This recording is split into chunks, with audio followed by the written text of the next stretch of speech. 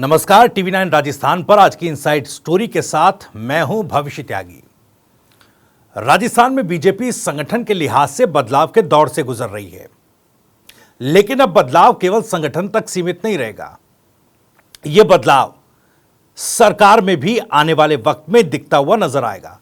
किस तरह का बदलाव राजस्थान सरकार में होना है या यूं कहें कि भजनलाल सरकार में होना है, आज इनसाइड स्टोरी में हम आपको यही बताने वाले हैं। दरअसल इस महीने यानी अगस्त महीने में 25 तारीख को प्रधानमंत्री नरेंद्र मोदी का दौरा प्रस्तावित है राजस्थान में।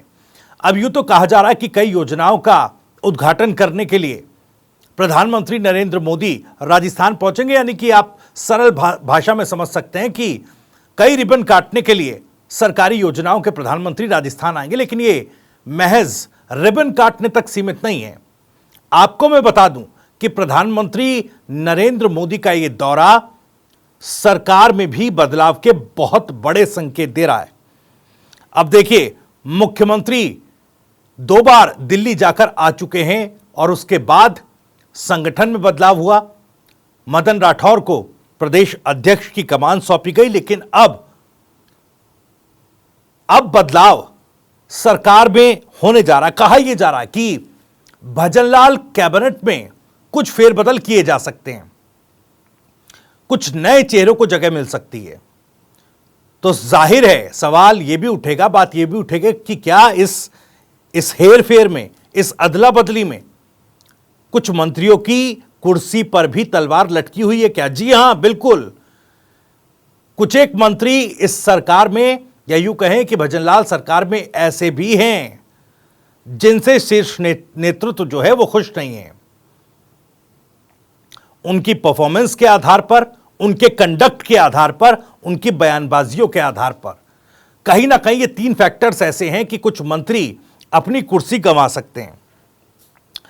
खैर, सबसे पहले तो मैं ये आपको बता दूं कि शीर्ष नेतृत्व इस बार जो ये सरकार में बदलाव चाहता है, जिसको हम कैबिनेट विस्तार, कैबिनेट एक्सपेंशन या कैबिनेट में फेरबदल भी कह सकते हैं, उसमें सबसे बड़ा फैक्टर शीर्ष नेतृत्व यह रखेगा कि जिन नए चेहरों को जगह दी जाए वो थोड़े से लो प्रोफाइल हो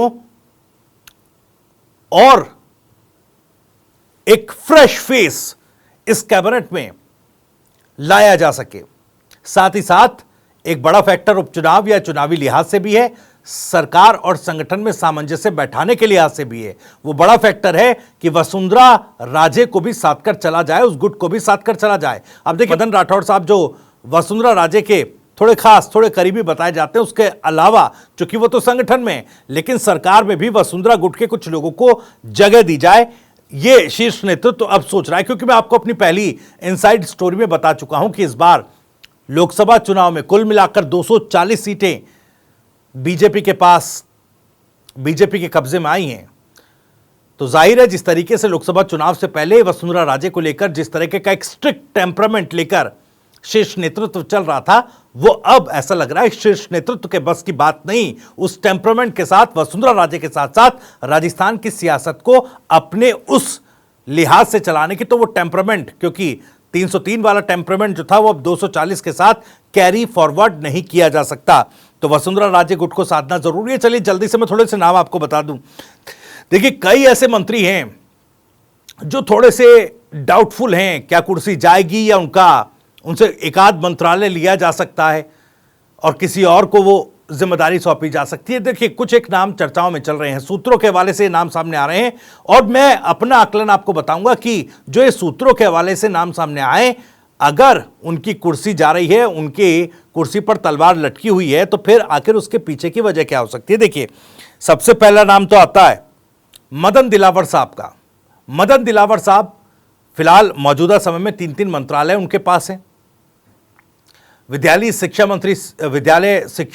मंत्रालय उनके पास है, सहकारिता मंत्रालय उनके पास है, एक और मंत्रालय की कमान वो लिए बैठे हैं।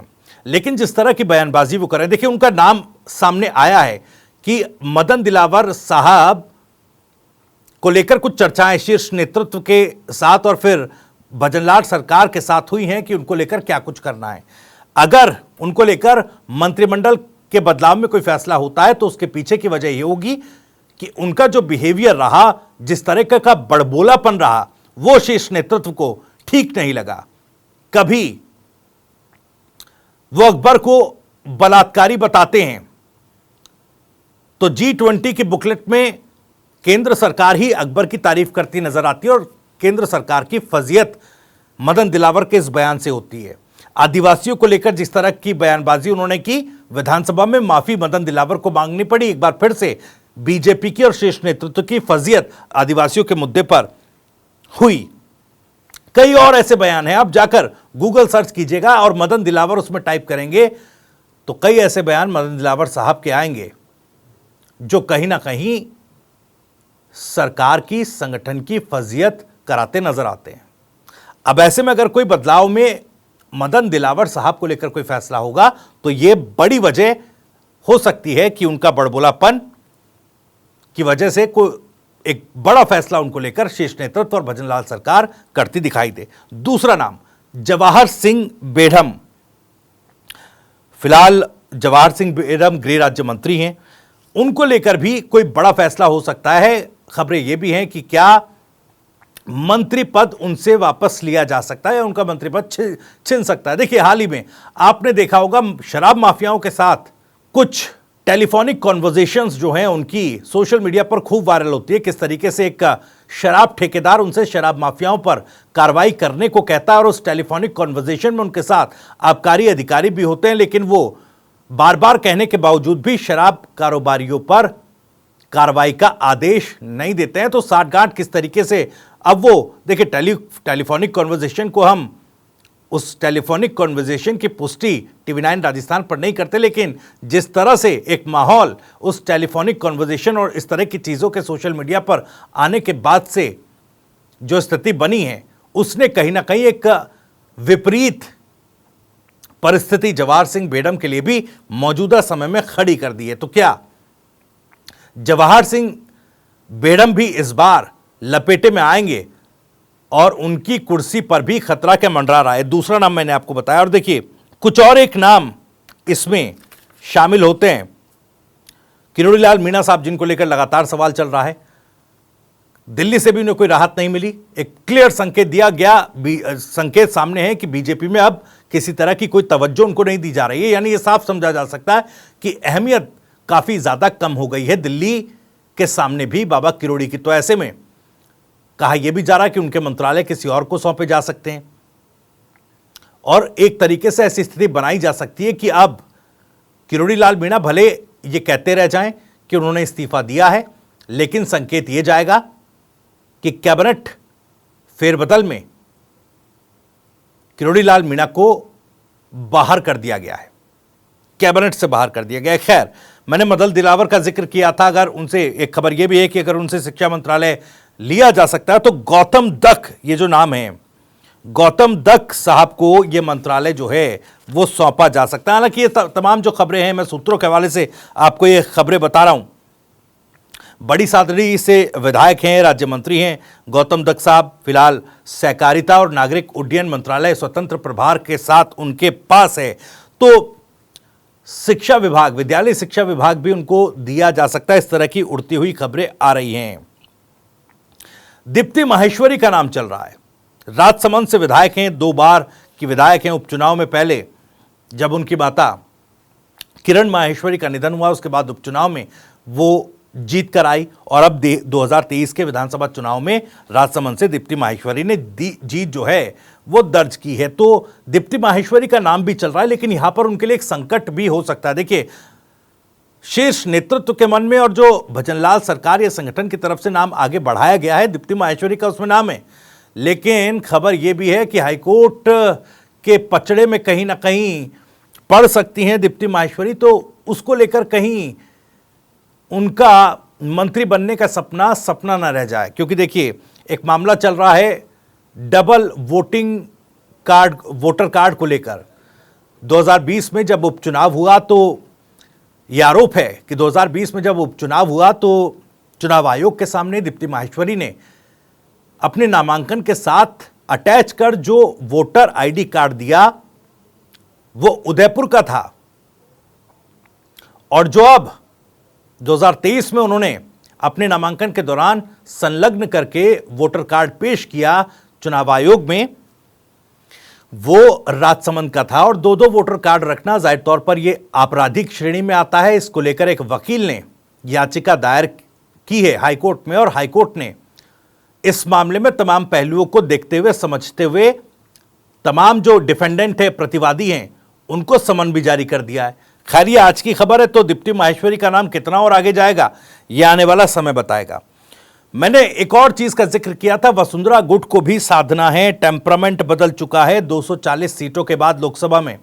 तो अब वसुंधरा राजे को किस तरीके से साधा जाए? देखिए, दो नाम हैं वसुंधरा गुट के। कालीचरण सर्राफ साहब 7 बार के एमएलए हैं मालवीय नगर से, वसुंधरा गुट के माने जाते हैं, करीबी नेता हैं।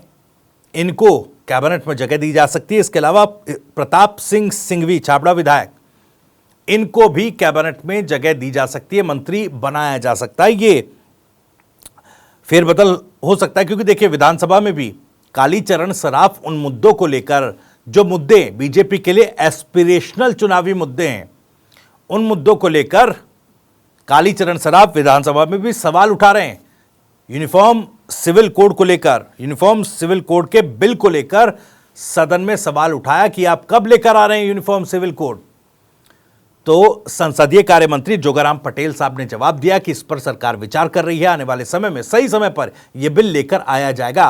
पहले मंत्री कन्हैयालाल भी इस बारे में संकेत दे चुके हैं, यानी कि उस खांचे में फिट बैठते कालीचरण सराफ भी नजर आ रहे हैं। तो ये कुछ नाम मैं आपको बता रहा हूं। अब देखिए 3 तारीख को यानी शनिवार को मदन राठौड़ साहब आधिकारिक तौर पर अपना पदभार ग्रहण कर लेंगे, प्रदेश अध्यक्ष की कुर्सी पर वो बैठ जाएंगे। और इसके बाद ये फेरबदल जो है वो संभावित है, बड़ी जल्द ये फेरबदल जो है, उठापटक जो है बीजेपी सरकार के भीतर होने वाली है। और जो मैंने शुरुआत में आपको बताया कि 25 तारीख को प्रधानमंत्री नरेंद्र मोदी का जो दौरा है वो केवल रिबन काटने के लिए नहीं है। जाहिर तौर पर वो बीजेपी, राजस्थान में बीजेपी सरकार में जो एक नया स्ट्रक्चर ये बनने जा रहा है, उसको वेरीफाई करने या फिर उनको आगे किस तरीके से सरकार चलनी है उसका मार्गदर्शन देने के लिए भी पहुंचेंगे। हो सकता है प्रधानमंत्री, माफ कीजिएगा, प्रधानमंत्री मुख्यमंत्री के साथ साथ उन तमाम नए मंत्रियों से भी मुलाकात करें, विधायकों से भी मुलाकात करें और आगे को लेकर कुछ दिशा निर्देश प्रधानमंत्री मोदी की तरफ से दिए जाएं। तो उठापटक की खबरें हैं, कई मंत्रियों की कुर्सी पर अब तलवार लटकी हुई है। ये नाम जो मैंने आपको बताए, ये तमाम सूत्रों के हवाले से नाम सामने आए हैं, लेकिन इन नामों के चर्चाओं में आने की वजह भी मैंने आपको क्लियर इस इनसाइड स्टोरी में बता दी। खैर, आपको इनसाइड स्टोरी कैसी लगी, जानकारी कैसी लगी, कमेंट करके हमें जरूर बताइएगा। आप भी इस मामले पर कुछ कहना चाहते हैं तो कमेंट बॉक्स आपके लिए खुला हुआ है। अपनी बात, अपना सवाल और अपनी राय कमेंट बॉक्स के जरिए आप हम तक पहुंचा सकते हैं। राजस्थान से जुड़ी और भी तमाम खबरों को सबसे पहले जानने के लिए सब्सक्राइब जरूर कर लीजिए। TV9 राजस्थान। नमस्कार।